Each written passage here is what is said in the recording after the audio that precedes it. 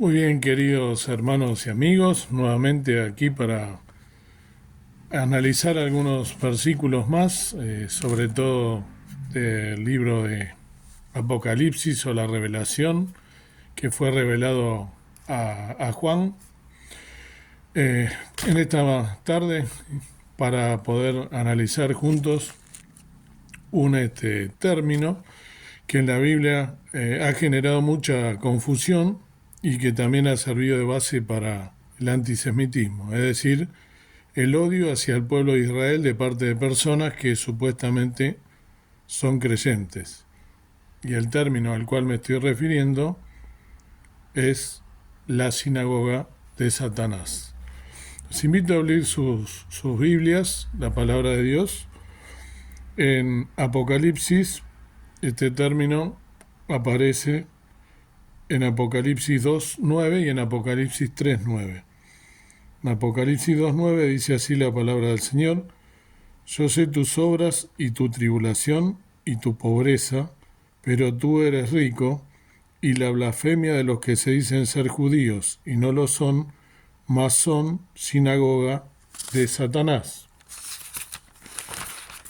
Y este es cuando le habla a las 7 iglesias de el Asia Menor, Turquía, que estaban ubicadas, en este caso a la iglesia de Esmirna, y el otro cuando le habla a la iglesia en Filadelfia, en Apocalipsis 3.9 dice: He aquí yo doy de la sinagoga de Satanás los que se dicen ser judíos y no lo son, mas mienten.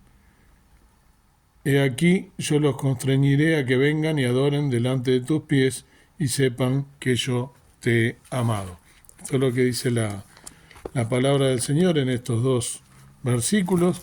Y bueno, les voy a leer lo que al estar analizando para llevar un orden, ¿no? Les puedo compartir en este momento. En primer lugar, quiero señalar que en el momento en que Juan escribió el libro de Apocalipsis, no veíamos que los creyentes estuvieran siendo perseguidos por otros individuos judíos. Eso hay que aclararlo. En cambio, sí, podíamos ver que la persecución provenía de Roma.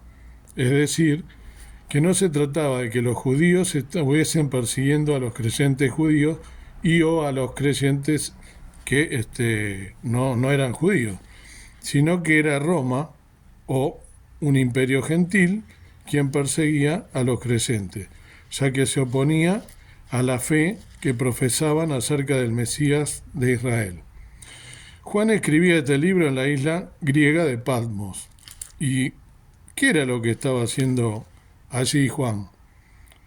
Él estaba exiliado allí, según las Escrituras, siendo Roma, ¿sí?, quien lo había deportado a Juan, ¿sí? Dicho esto, debemos entender que el término sinagoga, al ser escuchado por el común de la gente, por la gran mayoría, ¿qué es lo que piensas si te digo sinagoga? Trae a la mente un lugar de reunión del judaísmo, una casa de adoración judía. Eso es lo que primero viene a la mente en el común de la gente cuando escucha el término sinagoga. Pero esto es incorrecto, ya que el término sinagoga es una palabra en idioma griego que simplemente significa lugar de reunión. Tradicionalmente, una sinagoga era un lugar en el que la gente se reunía, como por ejemplo un centro comunitario o un ayuntamiento, no necesariamente judío. Es más, no era algo exclusivo de Israel. Había sinagogas del Imperio Romano y también del Imperio Griego, en toda Europa, en el Medio Oriente y en otras regiones en las que se extendieron estos imperios. Pero en Israel las sinagogas se congregaban en 2 días a la semana, ¿sí? Y en los días lunes y los días jueves, ¿sí? En esos 2 días, los lunes y los jueves, en esos lugares que no eran de los judíos, sino que eran lugares de reunión como un ayuntamiento, un mercado, ¿sí?, un lugar de reunión, los cuales eran en esos 2 días había días de mercado, entonces se juntaba la gente. La sinagoga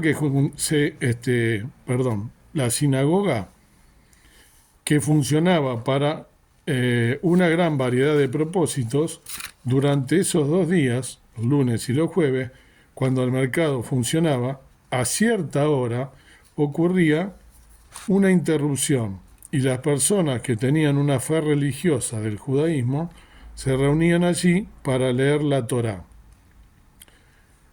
Entonces, porque durante el Shabbat o el Sabbat, no todos podían llegar a un lugar donde se leyera la Torá. Entonces asistían a ese lugar a leer la Torá. Pero no significa que fuese un lugar judío, un lugar de la fe judía. Nosotros oímos sinagoga y de inmediato pensamos, ¿no?, en un lugar relacionado con la comunidad judía, lo cual denota que tenemos un pobre entendimiento de la historia. Si bien el término deriva del griego, ¿sí?, y estaba gobernando el Imperio Romano, se seguía utilizando, ya que el idioma tenía una gran influencia debido a Alejandro Magno, ¿no?, quien tuvo una fuerte presencia en gran parte del mundo conocido en esa época. Por eso es que, a pesar de que los griegos no estaban gobernando, sino que gobernaban los romanos, el idioma griego era un idioma que se seguía utilizando. A raíz de esto, de que Alejandro Magno el gran conquistador, había estado presente en un montón de lugares. Recordemos también que en esta época los romanos ya habían destruido Jerusalén y el templo, aproximadamente hace unos 20 años atrás. El emperador Tito, para ser más preciso. Otra aclaración es el término judío. En ambos versículos dice que ellos proclamaban ser judíos, pero no lo eran. En los dos versículos que acabo de leer, de Apocalipsis 2.9 y Apocalipsis 3.9. Eso comunica algo. Muchas personas interpretan esto equivocadamente, insinuando que ha habido un reemplazo, ¿sí? Es decir, hay personas que dicen que esto indica que hubo un reemplazo. Ellos insinúan que eran el pueblo de Dios en un momento, pero que ya no lo son, que dejaron de serlo. Entonces, nosotros los reemplazamos y por ese motivo lo podemos perseguir, podemos matarlo y podemos hacer lo que queremos. Así como muchas personas y muchos reformistas pensaban. Pero es una manera incorrecta, sí, de pensar.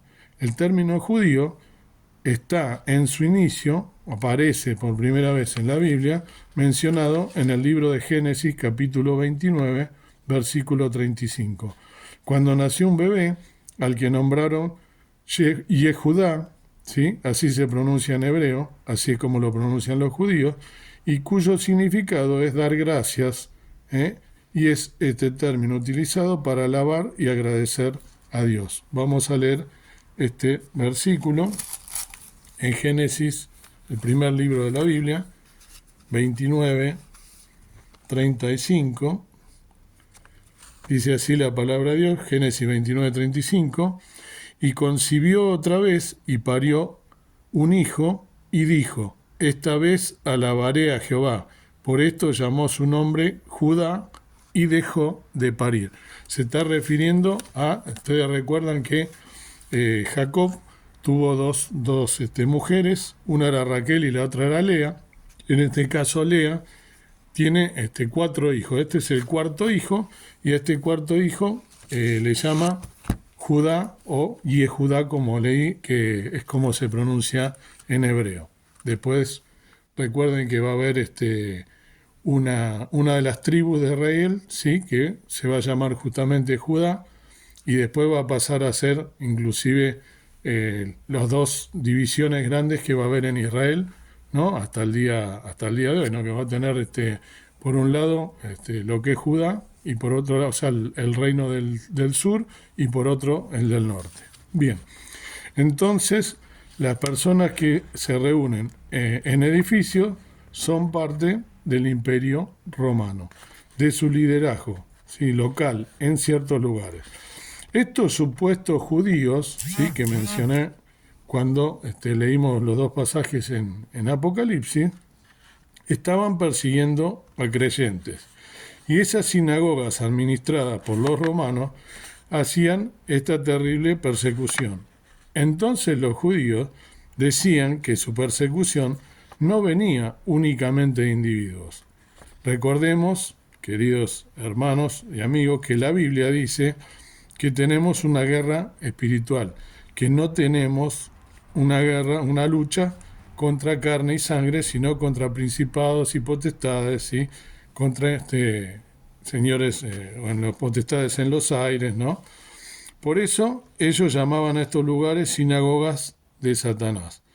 Allí se reunía gente que pensaba que estaba adorando a Dios, persiguiendo a los creyentes. ¿Quiénes eran? Los romanos. Así que recuerden que al leer estos versículos no se trata de una declaración en contra del pueblo judío, sino contra aquellos que pensaban que estaban sirviendo a Dios y honrándole con sus obras, pero que en realidad no lo estaban haciendo, sino que no estaban adorando a Dios, que es lo que el término judío significa, uno que alaba a Dios, ¿no? Por el contrario, lo que está haciendo esta gente con sus obras es servir a Satanás. Por lo tanto, tratemos, queridos hermanos, sobre todo aquellos que son creyentes, de estudiar las Escrituras y de analizarlas para poder hablar con propiedad, ¿sí?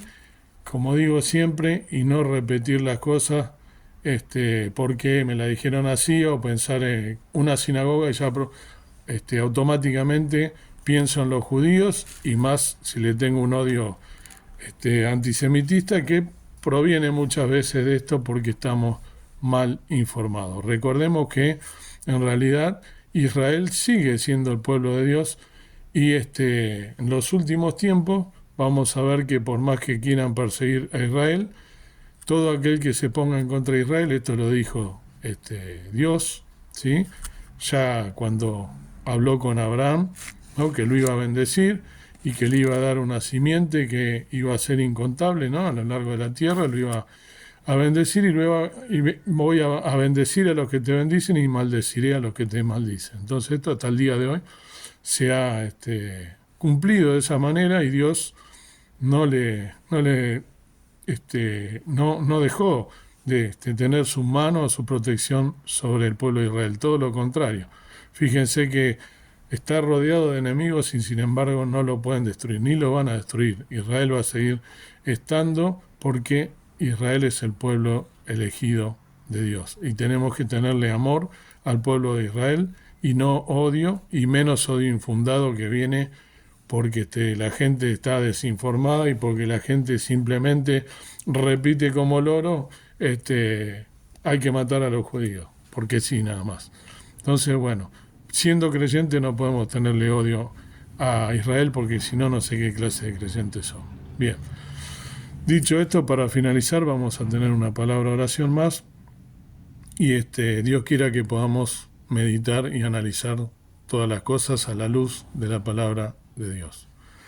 Padre y Señor nuestro que estás en el cielo, una vez más nos llegamos a tu presencia a través de la sangre de Cristo que nos permite hacerlo, por ese sacrificio que has tenido al derramar tu sangre en la cruz a favor nuestro para deshacer nuestros pecados. Gracias porque somos limpiados con la sangre de Cristo y nos miras a través de esos méritos y no por nuestros méritos, que somos indignos pecadores, de los cuales nos has sacado y apartado de lo vil, nos has recogido de lo vil y lo menospreciado del mundo, y nos has lavado a través de esa sangre y nos miras de esa manera. Gracias porque así tenemos entrada en el cielo.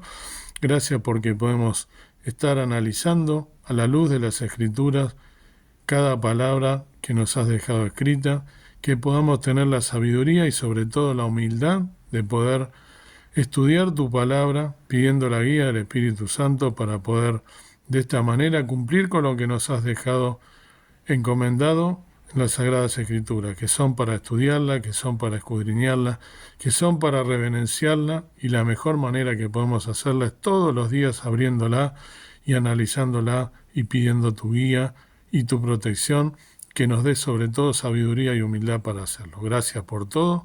Te pido que toda la gente que esté escuchando este video, que tú la bendigas y que puedan también adorarte, como significa el término judío, como hemos leído, que debemos adorarte y alabarte y engrandecer tu santo nombre. Que todo sea para gloria y honra del santo nombre de Dios. Perdón por mis pecados, dejo todas las cosas en el nombre precioso de Cristo Jesús, mi Salvador. Amén. Bendiciones, queridos amigos y hermanos.